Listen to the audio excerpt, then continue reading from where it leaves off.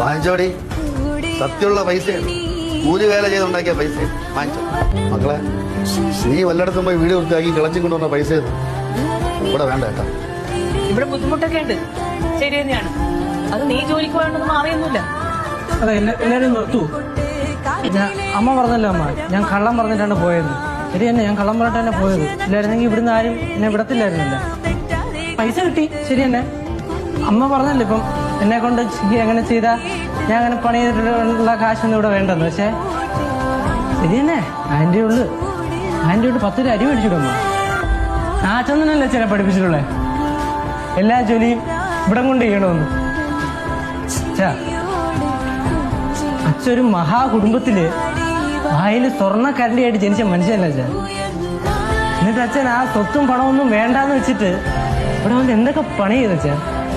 മേശിരിപ്പണി ചെയ്ത്, കൂലിപ്പണി ചെയ്ത്, ഇതിന് നമ്മുടെ പാറമടയിൽ പാറ ഒരു പൊട്ടിക്കാൻ പോയില്ല അച്ഛൻ.